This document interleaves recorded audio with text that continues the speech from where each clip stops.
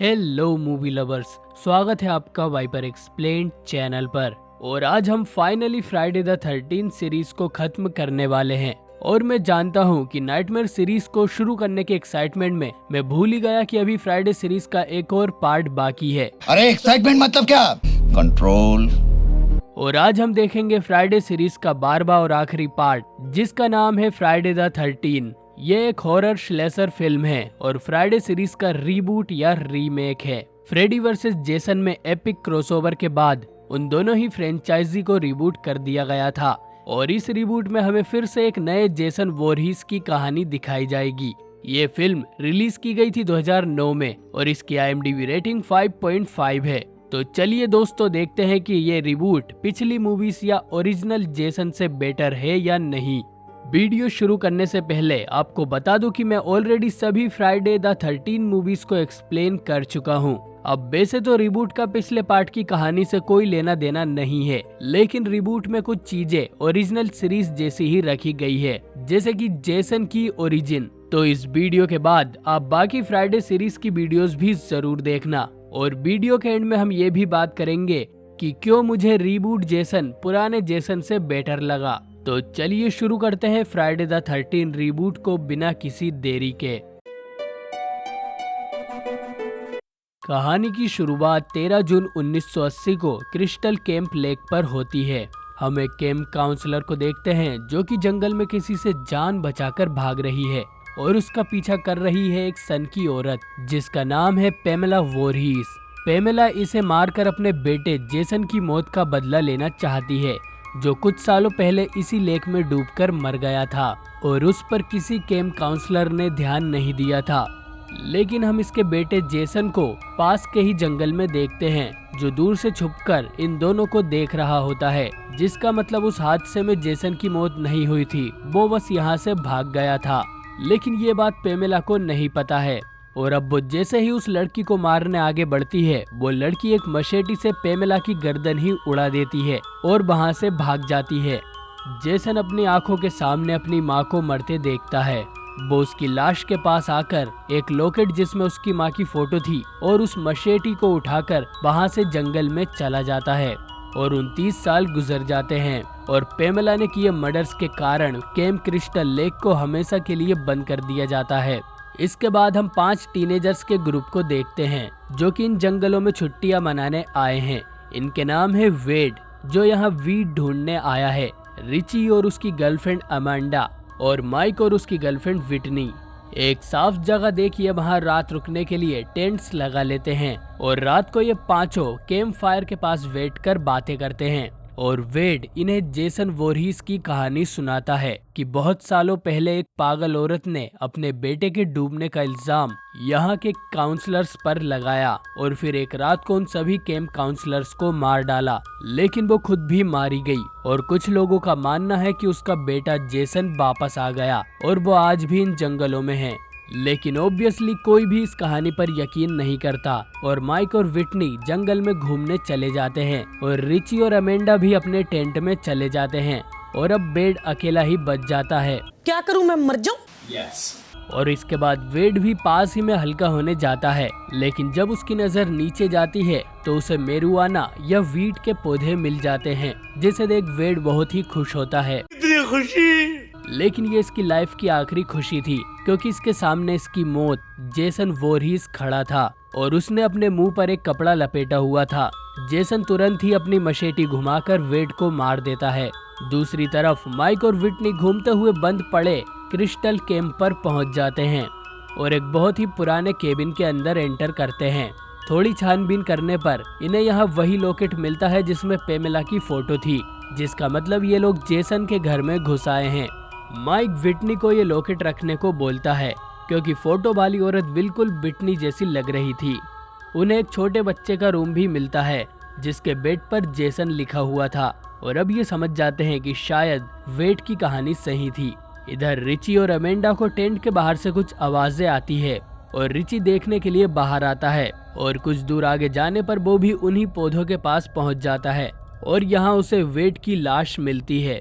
इधर Jason tent फाड़कर Amanda को उठा लेता है।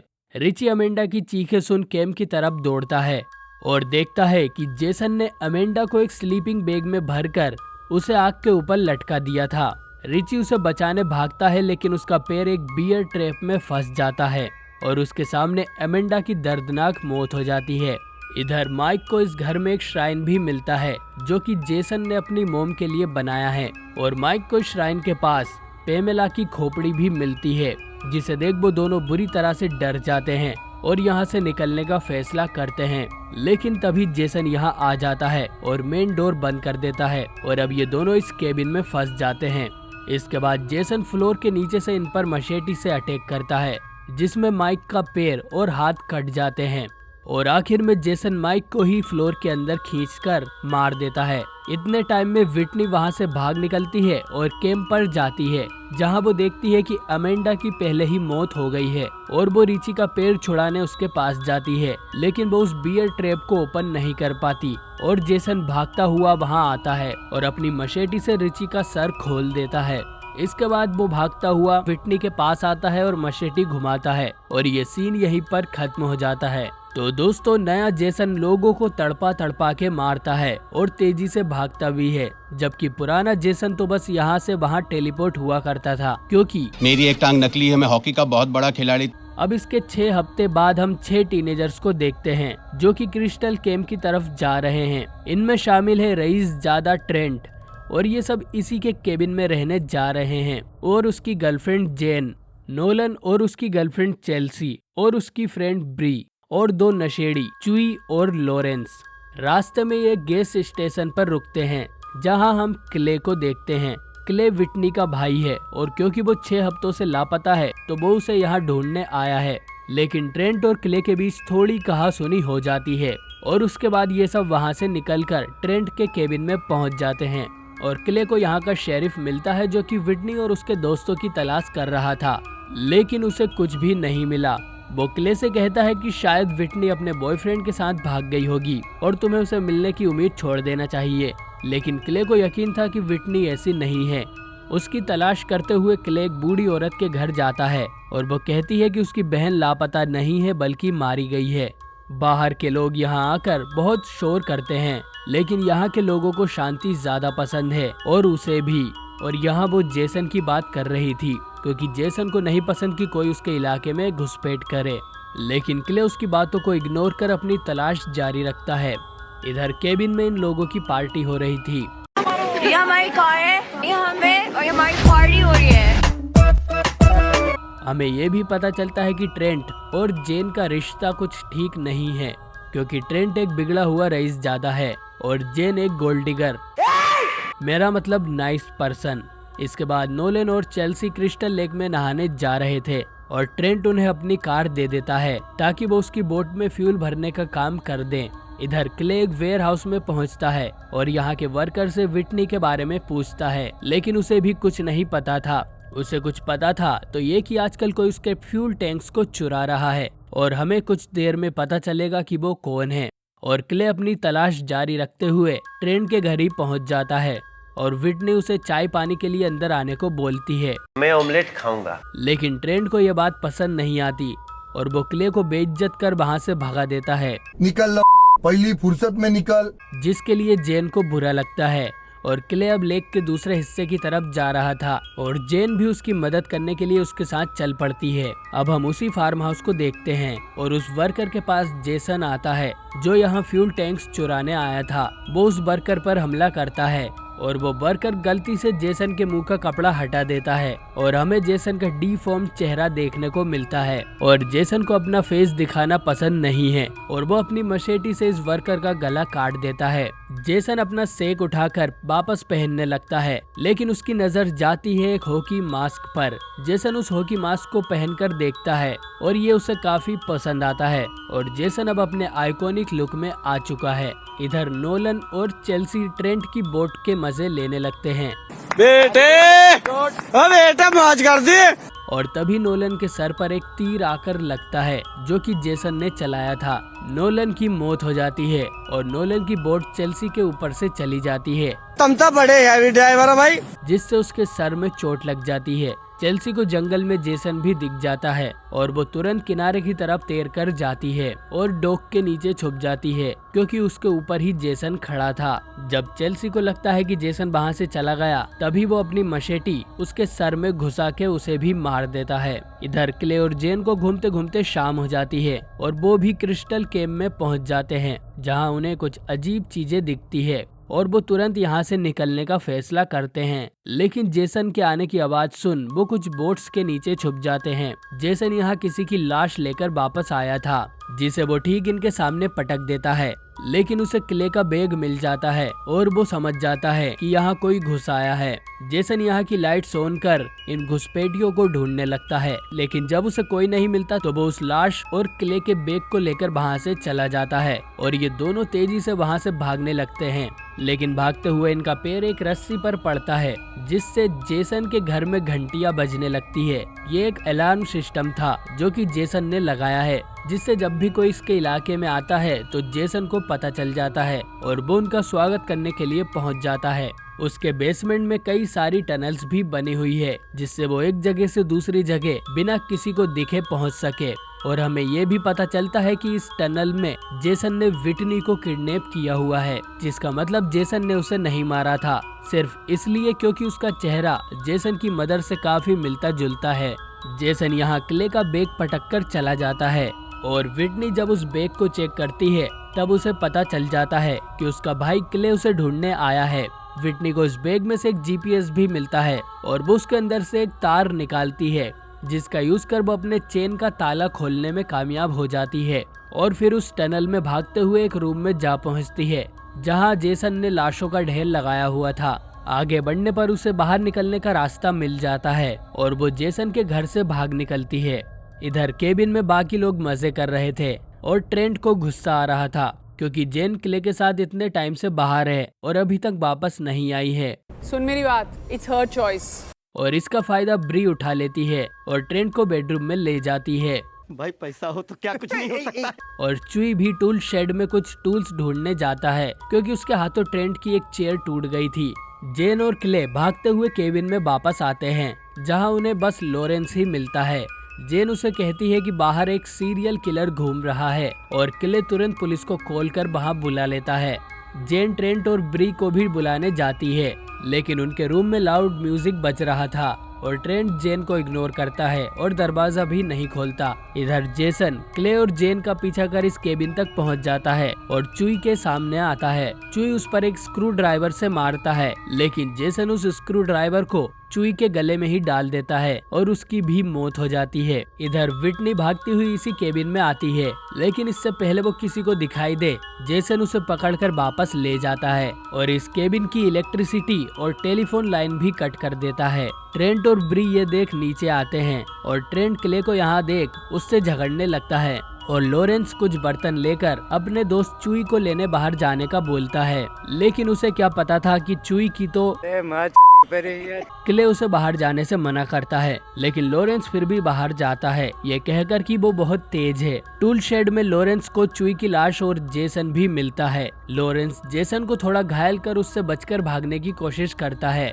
लेकिन जेसन उस पर एक एक्स फेंक कर मारता है और वो एक्स लॉरेंस की पीठ में घुस जाती है। लेकिन यहाँ जेसन उसे मारता नहीं है, वो उसे दर्द से चिल्लाने देता है ताकि उसकी आवाज सुन उसके दोस्त केबिन से बाहर आए और जेसन उन्हें भी मार दे। लॉरेंस चिल्लाता रह जाता है, लेकिन उसके बाकी दोस्त हरामी थे और कोई भी उसकी मदद को नहीं आता, तो जेसन लॉरेंस को भी मार देता है और फिर उस केबिन की छत पर चढ़ जाता है। ट्रेंट अपनी गन लेने के लिए अपने रूम में जाता है और ब्री भी उसके पीछे पीछे जाती है, जहां जेसन उसे दबोचकर मार देता है और उसकी बॉडी को हिरन के सिंग पर टांग देता है। तभी यहाँ एक पुलिस ऑफिसर भी आ पहुँचता है, लेकिन जेसन भी उसे देख लेता है और इससे पहले वो ऑफिसर कुछ करे, जेसन स्पाइडरमैन की तरह उसके पीछे कूदता है और उसकी आंख में एक फायर पोकर घुसा देता है। इसके बाद ट्रेंट, क्ले और जेन भागकर ऊपर जाते हैं, जहां उन्हें पता चलता है कि ब्री की भी मौत हो गई है। वो तीनों घर से बाहर निकलते हैं और कार लेकर भागने की कोशिश करते हैं, लेकिन उस कार और क्ले की बाइक की चाबी गायब थी। और जेसन ब्री की बॉडी पुलिस कार पर फेंक देता है और ये तीनों वहाँ से भागने लगते हैं। लेकिन ट्रेंट इन दोनों से अलग एक दूसरी दिशा में भागता है और भागते हुए अपनी गन भी रास्ते में कहीं गिरा देता है। भागते हुए वो एक रोड पर पहुंचकर एक ट्रक को रोक लेता है, लेकिन इससे पहले वो उसमें बैठे जेसन उसके पीछे से आकर उसके शरीर में मशेटी घुसा देता है। इसके बाद वो उसकी बॉडी को ट्रक के पीछे लटका देता है और वो ट्रक ड्राइवर ट्रेंट की बॉडी के साथ वहाँ से भाग निकलता है। इधर क्ले और जेन भागते हुए वापस जेसन के घर ही पहुँच जाते हैं और उनके आने की आवाज बिटनी सुन लेती है और मदद के लिए चिल्लाती है। क्ले भी उसकी आवाज को सुन लेता है और ये दोनों बेसमेंट में एंटर कर जाते हैं और दोनों भाई बहन एक दूसरे को देखकर बहुत खुश होते हैं। क्ले विटनी की चेन तोड़ उसे आजाद कर लेता है, लेकिन जेसन भी इसी टनल में आ जाता है और ये तीनों उससे जान बचाकर टनल में ही भागने लगते हैं और जेसन गुस्से में इनका पीछा करता है। इन तीनों को यहाँ से निकलने का एक छोटा रास्ता मिल जाता है। अब क्ले और विटनी तो इसमें से निकल जाते हैं, लेकिन जेन को जेसन मशेटी घुसाकर मार देता है। क्ले और विटनी टनल से बाहर निकलते हैं और ये रास्ता एक पुरानी बस में से होता हुआ जा रहा था। क्ले इस बस से बाहर निकलता है, लेकिन जेसन उसके पीछे आकर उसे दूर फेंक देता है। इसके बाद विटनी जेसन के मुंह पर लात मार उसे टनल में गिरा देती है और क्ले और विटनी इस कैंप से भाग निकलते हैं। वो भागकर उसी वेयर हाउस में पहुंच जाते हैं, जहां जेसन फिर से क्ले पर हमला करता है और क्ले भी जेसन को अच्छी टक्कर देता है,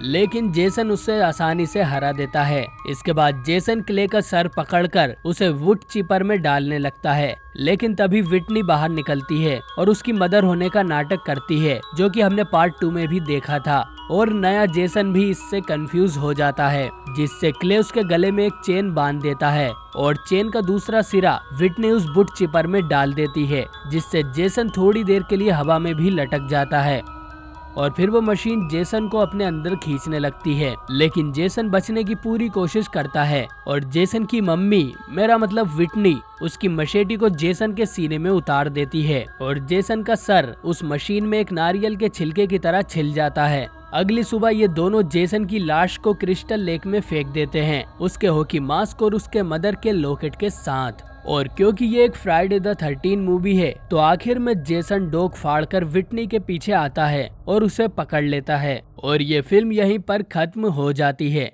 अब आखिर का सीन एक सपना था, जो कि कई सारी फ्राइडे मूवीज में हुआ है या हकीकत, वो तो हमें रिबूट के सीक्वल में ही पता चलेगा, अगर वो कभी बनता है तो दोस्तों ये फ्राइडे सीरीज की लास्ट फिल्म थी और सच कहूँ तो मुझे ये फिल्म बहुत ही ज्यादा पसंद आई है और साथ में मुझे नया, स्मार्ट और इम्प्रूव्ड जेसन भी काफी अच्छा लगा। प्लस इस अकेली फिल्म में ही 4 ओरिजिनल फ्राइडे मूवीज का मजा है। पेमेला वाला सीन फ्राइडे द 13 पार्ट 1 की कहानी है, फिर सेग वाला जेसन हमें फ्राइडे द 13 पार्ट 2 में देखने को मिला था और आइकॉनिक हॉकी मास्क जेसन हमें देखने को मिला था पार्ट 3 में, और फिर पार्ट 4 यानी कि फाइनल चैप्टर में फाइनली जेसन को मार दिया गया था। लेकिन ये सारे इवेंट इसी एक रिबूट में दिखा दिए गए हैं और बिना किसी डाउट के ये part one of the best Friday movies में से एक है। साथ ही इस मूवी के किल्स भी काफी भयानक थे। ये मूवी हिंदी में भी अवेलेबल है, तो आपको जरूर रिकमेंड करूंगा कि आप इस मूवी को एक बार जरूर देखें।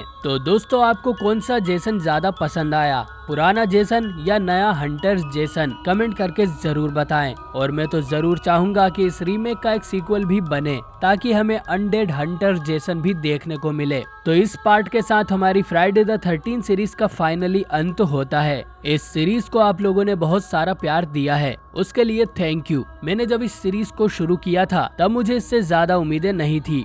इसके कुछ पार्ट्स काफी अच्छे थे तो वहीं कुछ काफी बुरे, लेकिन उतार चढ़ाव तो होते रहते हैं और इस सीरीज के कारण ही जेसन के कैरेक्टर ने हॉरर लेजेंड्स में अपनी जगह बनाई है। तो दोस्तों, आपने इस सीरीज के सभी वीडियोस नहीं देखे तो एक बार जरूर देख लें। कुछ ही दिनों में हम एक और हॉरर लेजेंड की सीरीज को शुरू करने वाले हैं, जिसका नाम है फ्रेडी क्रूगर, और अगली video a nightmare on the Elm street का पार्ट 1 होगी। तो अगर आप उसे मिस नहीं करना चाहते तो चैनल को जल्दी से सब्सक्राइब कर बेल आइकन को ऑन कर लो।